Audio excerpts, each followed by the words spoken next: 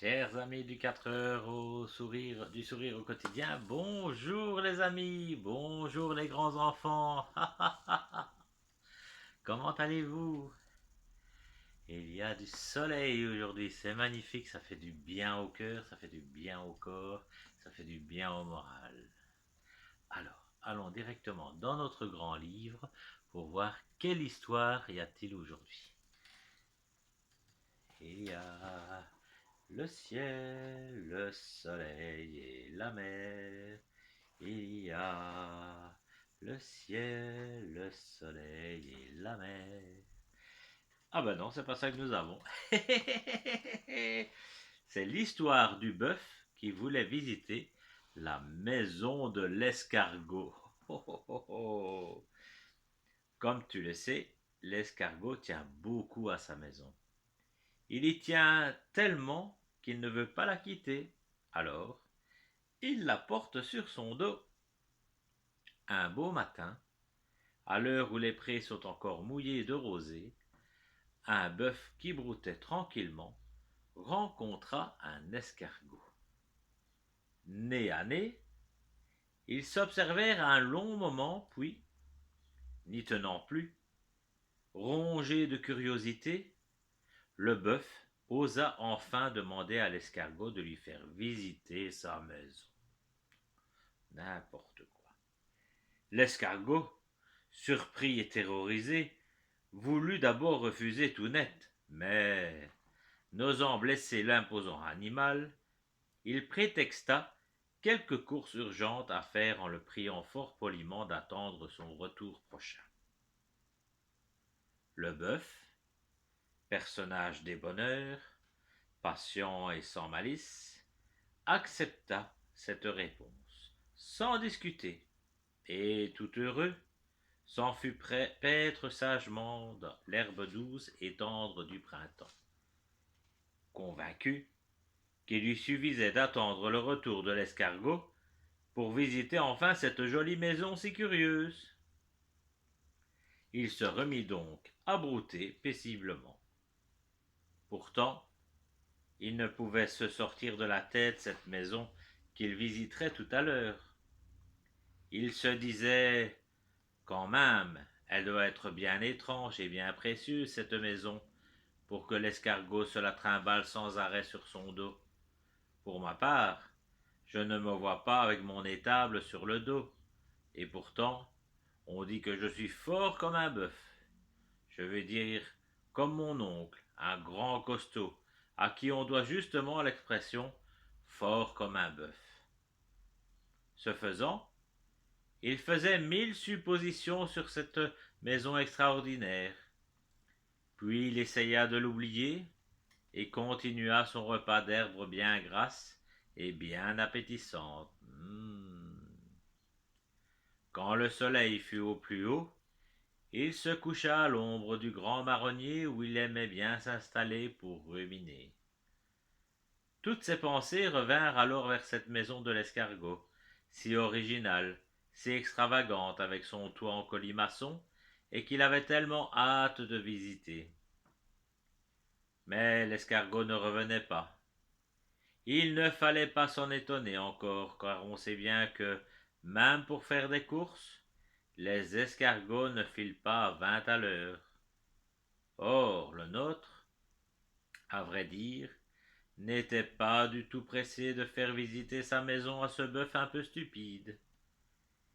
Il s'attardait dans les rayons du supermarché et prenait tout son temps pour choisir la meilleure parmi la profusion de salades en exposition sur les étals, tout en se demandant comment elle pourrait bien faire pour éviter de faire entrer le bœuf chez lui sans le vexer.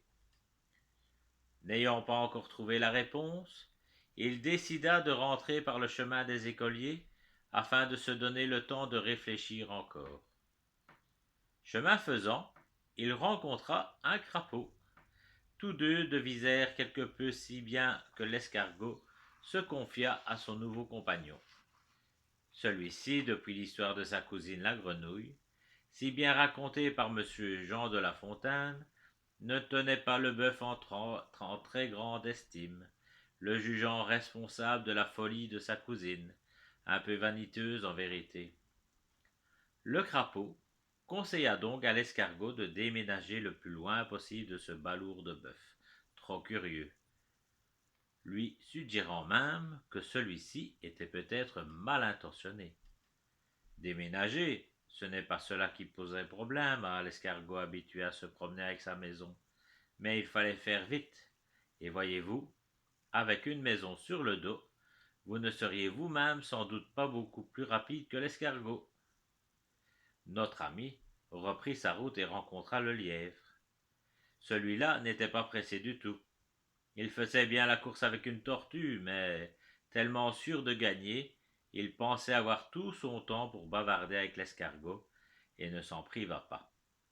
Il lui parla des bois, où l'on rencontre parfois de jolies biches et des écureuils qui grimpent si prestement aux arbres qu'on a à peine le temps d'apercevoir leur queue en panache. Il lui décrivit les sous-bois, où on peut trouver plein de fougères délicates et des champignons de toutes les couleurs. Et encore des mûres délicieuses, quelquefois des framboises sauvages et même des myrtilles. Tout à coup, regardant sa montre, il partit comme une flèche. L'escargot n'avait même pas pu placer un mot, tant ce vantard était volubile. L'escargot reprit sa route. Décidément, pensa-t-il, on ne peut guère compter sur les voisins pour répondre à nos questions. Je vais devoir parler au bœuf. Sans doute, mieux vaut-il une bonne explication que de faux prétextes. Si je lui explique bien, il va sûrement comprendre. L'escargot arriva enfin à l'entrée du grand pré. Le bœuf était à la balustrade et l'attendait confiant et serein. Alors, l'escargot, prenant son courage à deux mains, tenta de lui expliquer patiemment que visiter l'intérieur de sa coquille, ce n'était pas vraiment possible, car elle était très très fragile et bien trop petite, et que, de plus, il n'avait pas eu le temps de faire le ménage. Le bœuf, un peu déçu, comprit la pudeur de son compagnon sans faire d'histoire, mais, trop curieux, il supplia alors l'escargot de lui raconter tous les trésors qu'abritait sa merveilleuse maison.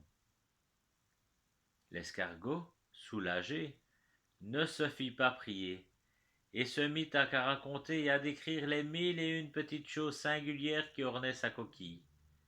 Il parlait de la décoration, il parlait du style, énumérait les objets les plus hétéroclites, les décrivait avec force et détail. Bref, il en rajoutait un petit peu. Ravi, le bœuf l'écoutait attentivement, posant parfois quelques questions. Alors, l'escargot, voyant combien le bœuf était heureux, racontait et racontait encore, brodant à n'en plus finir. Le bœuf, tentant d'imaginer tout cela, se mit à rêver. L'escargot, lui aussi, rêvait, et plus il rêvait, plus il racontait, et tous deux parlèrent ainsi jusqu'à la tombée du jour. Pour ma part, je crois bien que la maison de l'escargot était beaucoup trop petite pour contenir tous ces trésors, mais je ne le dirai ni au bœuf, ni à personne, ni même à l'escargot. Voilà, ainsi se termine l'histoire du bœuf qui voulait entrer dans la maison de l'escargot. As-tu vu la vache aux yeux bleus? Toujours à la tâche, elle faisait meu avec sa petite queue nature terminée par un plumet. Mais le bœuf, mais le bœuf, mais le bœuf aimait la vache, mais la vache, mais la vache n'en aimait aucun d'eux. Elle aimait un taureau, olé, qui vivait à Bilbao. Il était loin, mais qu'il était beau, le taureau de Bilbao. Olé! Allez, chers amis, chers grands enfants, passez une belle fin de journée, prenez bien soin de vous et ceux des autres. À bientôt.